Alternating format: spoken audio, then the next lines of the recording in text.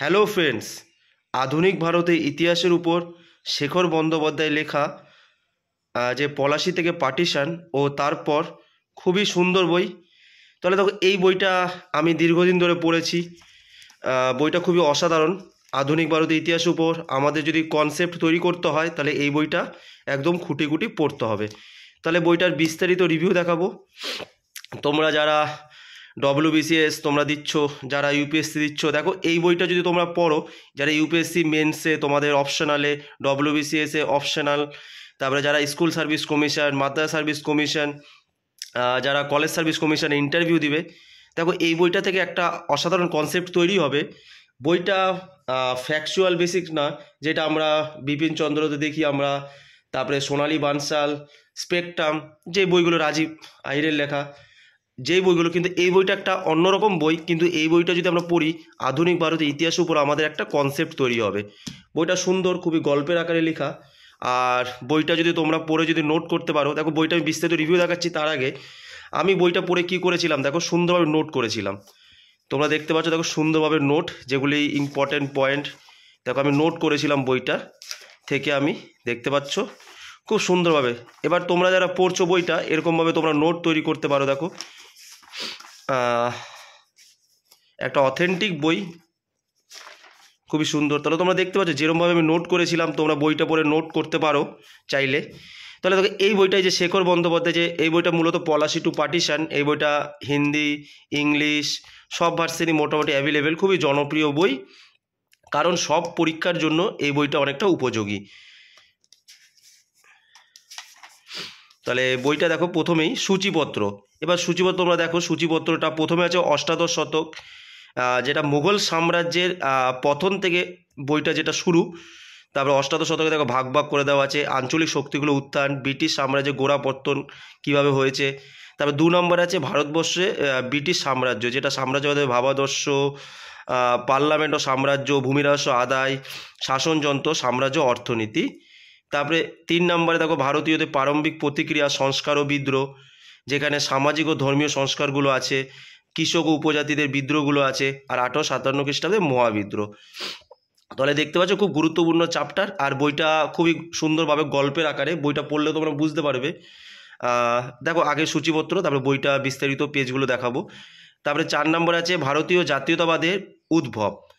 এখানে ভারতীয় জাতীয়তাবাদের বিকাশ কিভাবে হয়েছে, কৃষি প্রধান সমাজ ও কৃষি অসন্তোষগুলো, তারপরে নতুন মধ্যবিত্ত শ্রেণী ও জাতীয়তাবাদের উদ্ভব কিভাবে হলো, ভারতীয় জাতীয় কংগ্রেস প্রতিষ্ঠা। এখানে জাতীয় কংগ্রেসটা খুব একটা বিস্তারিত পাবে না।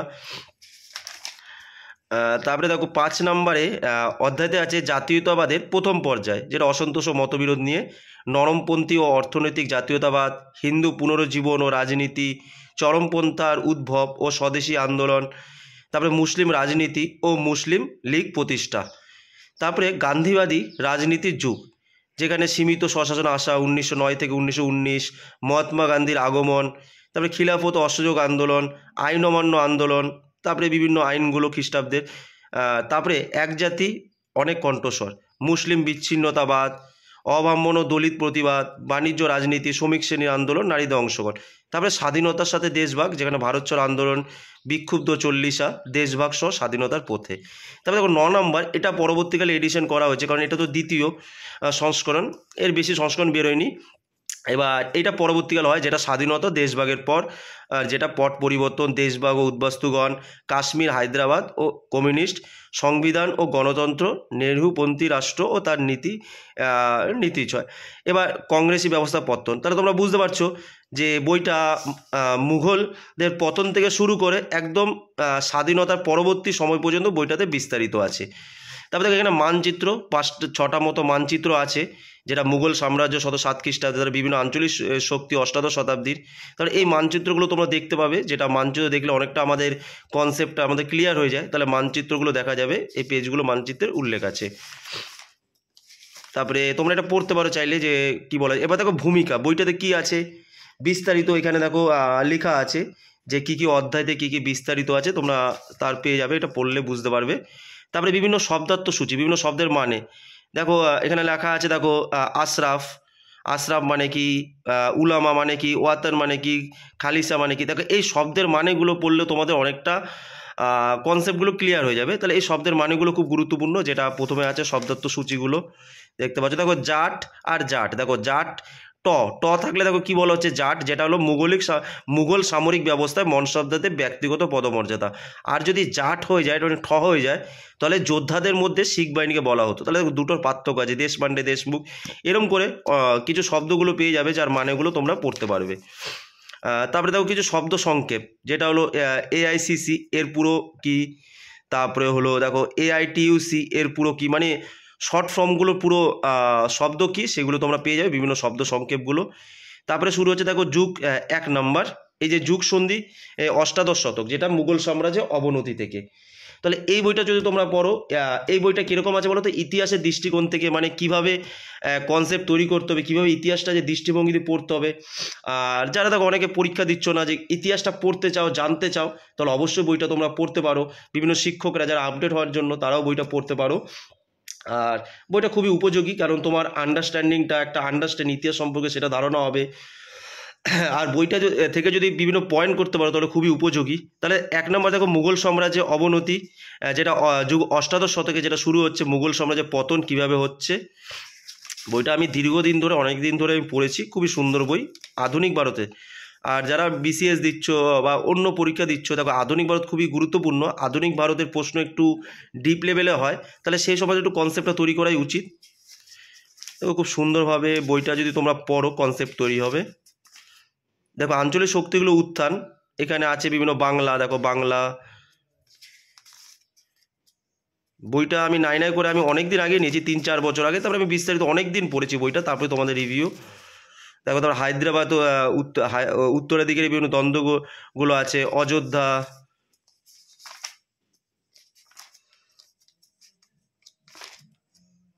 শিখ, ভরতপুর জাট রাজ্য, ত্রিবাঙ্কুর।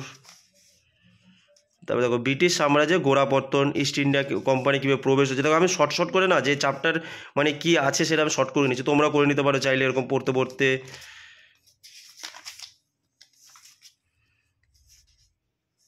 দেখো বাংলা থেকে কোম্পানির লাভ কিভাবে হচ্ছে, এখানে আইলা চ্যাপেল, যেটা ইংরেজদের সাথে ফ্রেঞ্চদের যে যুদ্ধগুলো হয়েছে, ফরাসিদের সেই যুদ্ধগুলো আছে।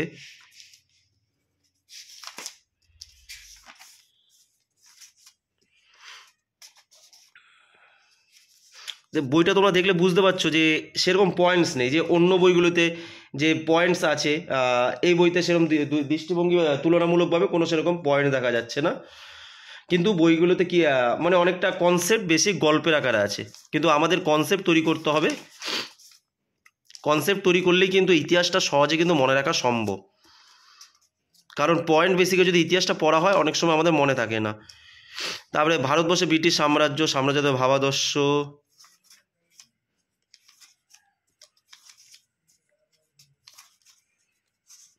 ভূমি রাজস্ব আদায়গুলো, চিরস্থায়ী বন্দোবস্ত ডিটেলস, দেখো চিরস্থায়ী বন্দোবস্ত এরকম সবগুলোই আছে, রায়তারি বন্দোবস্ত, মহলারি বন্দোবস্ত, এরকম ডিটেলস পাবে তোমরা। যারা বইটা এখনও নাওনি, বইটা অবশ্যই কিনে নিতে পারো। কিনে নিয়ে বইটা আস্তে আস্তে করে কয়েকটা পেজ করে পড়া শুরু করে দাও, খুব সুন্দরভাবে আধুনিক ভারতের ইতিহাসে অনেকটাই ধারণা ক্লিয়ার হয়ে যাবে, একটা ইতিহাসের প্রতি ভালোবাসা জন্মাবে যদি তোমরা ভালোভাবে যদি বইটা পড়ে। দেখো পুলিশ সিস্টেমটা কীভাবে, সেনাবাহিনী, যেটা ভারতবর্ষে ব্রিটিশ সাম্রাজ্যের, যেগুলি ইন্ডিয়ান সিভিল সার্ভিস, পুরো ডিটেলসে আছে এগুলি সমস্ত।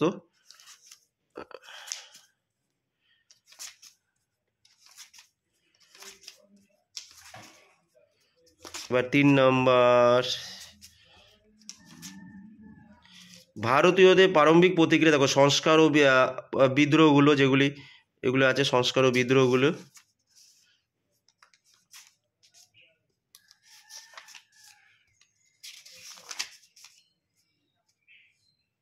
দেখো আলিগড় সায়েন্টিফিক সোসাইটি, এরকম বিস্তারিত আছে।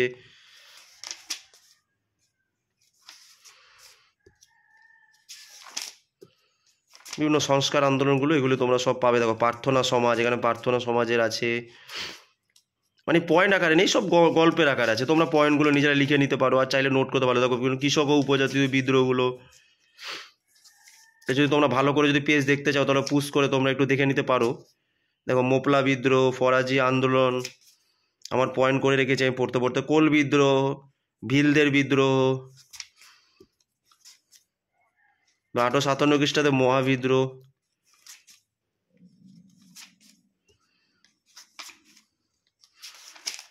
হ্যাঁ, এরপরে আছে কংগ্রেস, যে কংগ্রেসটা আমি এখানে বিস্তারিত পাইনি, কিন্তু বইটা অনেকটা কভার করেছে, ইতিহাসকে অনেকটা কভার করেছে, যথেষ্ট মোটা বই। তারপরে দেখো ভারতীয় জাতীয়তাবাদের উদ্ভব, কিভাবে ভারতীয় জাতীয়তাবাদ উদ্ভব হয়েছে।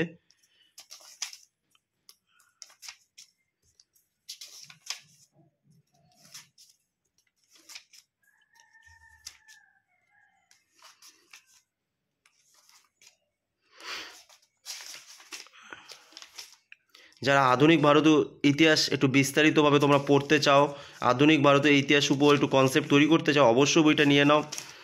বইটা তোমরা দাম পাবে 400-400-র কাছাকাছি, 300 থেকে 350 দেখে নাও, আমি তো অনেক দিন আগে বইটা নিয়েছি। ভারতীয় দেখো জাতীয় কংগ্রেস প্রতিষ্ঠা, জাতীয় কংগ্রেসটা অতটা বেশি নেই।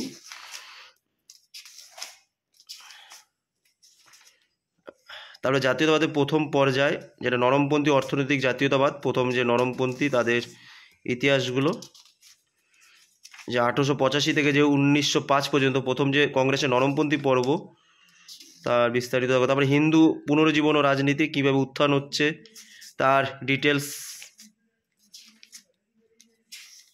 ডিটেলস আছে। তারপরে দেখো চরমপন্থ উদ্ভব ও স্বদেশী আন্দোলন।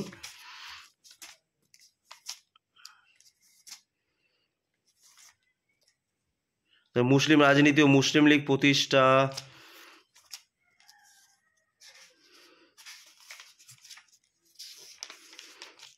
দেখো আমি কবে আগে পড়েছিলাম, 4/4/2020। আমি ডেটও দিয়ে রাখতাম যে কতটা কবে কোন ডেট পর্যন্ত পড়া হতো। সেই 2020 সাল, আজকে হলো 2023, আমি রিভিউ দেখাচ্ছি, 23ও শেষ হতে যাচ্ছে। তারপরে দেখো গান্ধীবাদী রাজনীতির যুগ, গান্ধীবাদী যেটা ফার্স্টে 1909 থেকে 1919-এর ইতিহাসগুলো, সেই সময়কার কী হয়েছে পুরো বিস্তারিত আলোচনা। মহাত্মা গান্ধী, তারপরে আগমন হয়েছে 1915 খ্রিস্টাব্দে, যেটা পাকাপাকিভাবে তিনি ভারতে আসেন স্থায়ীভাবে।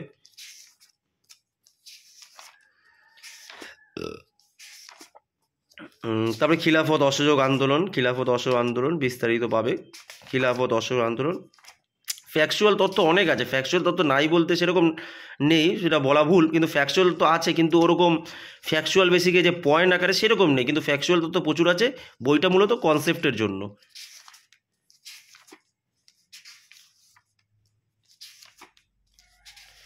তবে 1935 খ্রিস্টাব্দ আইন।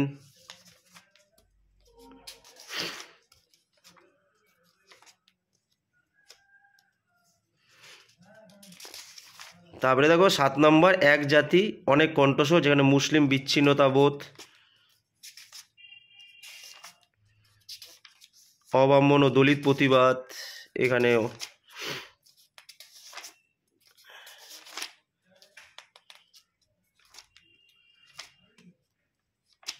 আর পারলে তোমরা বইটা পড়তে পড়তে একটু হাইলাইটারগুলো ইউজ করে রাখতে পারো। তখন তো আমি হাইলাইটার ইউজ করতাম না, সেই 2020 সালে যখন পড়ার সময় শুরু করেছিলাম, তখন তো এরকম পেন্সিল দিয়ে দাগিয়ে রাখতাম, কিন্তু এখন তো ম্যাক্সিমাম বই হাইলাইটার দিয়ে দাগিয়ে রাখি, কারণ যখন রিভিশন করবে তখন সেই পার্টগুলো তোমরা হাইলাইটার অনুসারে পড়বে, যে হাইলাইটার পার্টগুলো, কারণ সব তো সবসময় পড়া সম্ভব না, কারণ অনেকটা টাইমের ব্যাপার লাগে। যখন দ্বিতীয় টাইম পড়বে তখন হাইলাইটার পয়েন্টগুলো একটু চোখ বুলিয়ে নিলে, তাহলে হাইলাইটার বইটা ইউজ করবে অবশ্যই।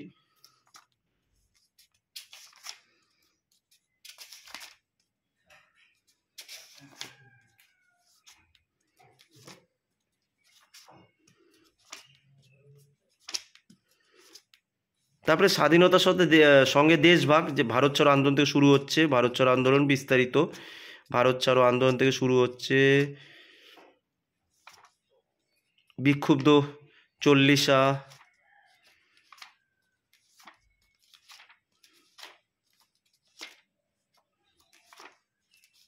তারপরে একটা ম্যাপও আছে। তারপরে স্বাধীনতার পরবর্তী, যেখান থেকে অনেক প্রশ্ন আছে, স্বাধীনতা দেশভাগের পর কি ইতিহাস,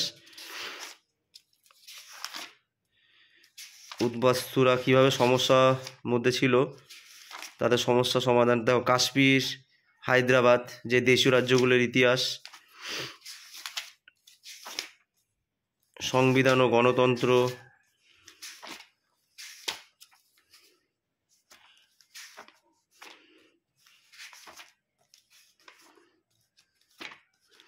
তাহলে তোমরা বিস্তারিত দেখলে।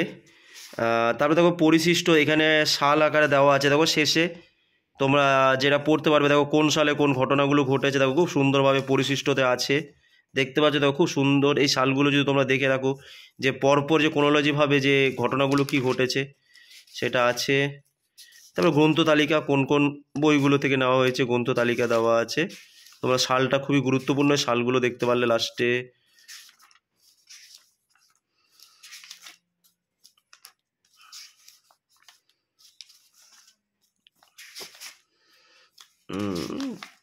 হ্যাঁ, বইটা পেজ হলো, দেখো বইটার পেজ তোমরা পাবে হলো 693, প্রায় না আরেকটা মানে আছে 700-র কাছাকাছি পেজ।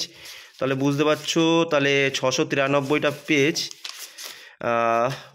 বিস্তারিত মোটা বই, ইতিহাসের মোটা বই। তোমরা এই বইটা নিতে পারো যারা আধুনিক ভারতের ইতিহাসের উপর কনসেপ্ট তৈরি করতে চাও, যে কোনো তোমরা পরীক্ষা দিচ্ছ, ইতিহাসটা ভালো করে জানতে চাও, তাহলে অবশ্যই এই বইটা নিয়ে নিতে পারো। শেখর বন্দ্যোপাধ্যায়ের পলাশি থেকে পার্টিশান, ও তারপর এটা তো অনুবাদ বাংলা, এর মূলত যেটা হলো পলাশি টু পার্টিশান, কিন্তু এইটা তো বাংলা অনুবাদ। যাই হোক, তাহলে যারা বাংলায় স্বাবলম্বী তারা বাংলা নিতে পারো। দেখো এটা অনুবাদ কৃষ্ণেন্দু রায়ের, আর যেটা মূলত শেখর বন্দ্যোপাধ্যায় স্যারের ইংলিশ বইটা, যেগুলো এত জনপ্রিয় বই যে অনেক ভাষায় বইটা এডিশন আছে, অনেক ভাষায় তোমরা পাবে অনুবাদ টাইপের বই। এটা যেমন বাংলা আছে, যারা বাংলায় স্বাবলম্বী অবশ্যই তোমরা বাংলাটা নিয়ে নাও আর বইটা নিতে পারো। তাহলে অবশ্যই আশা করি তোমাদের ভিডিও হেল্প হয়েছে। তোমাদের যদি কোনো সাজেশন লাগে যে তোমাদের কি দরকার, কোন বই তোমরা রিভিউ দেখতে চাও, অবশ্যই তোমরা কমেন্টস করবে। তোমাদের গুরুত্বপূর্ণ মতামত তোমরা অবশ্যই কমেন্টে জানাবে। আর মূলত চ্যানেলটা ইতিহাসের চ্যানেল, ইতিহাসে নানা রকম আপডেট পাবে, বিভিন্ন পরীক্ষার প্রশ্ন, বিভিন্ন এমসিকিউ, বিভিন্ন বইয়ের রিভিউ। তাহলে যারা ইতিহাস আছে তোমাদের, যারা অবশ্যই চ্যানেলটার সাথে যুক্ত থাকো, যারা নতুন অবশ্যই চ্যানেলটা সাবস্ক্রাইব করো, অবশ্যই তোমরা সাপোর্ট করো। তোমাদের ভালোবাসার সাপোর্টে আমি অবশ্যই আরও এরকম বিভিন্ন ভিডিও দিয়ে যাব। আর সকলকে ভিডিওটা দেখার জন্য ধন্যবাদ।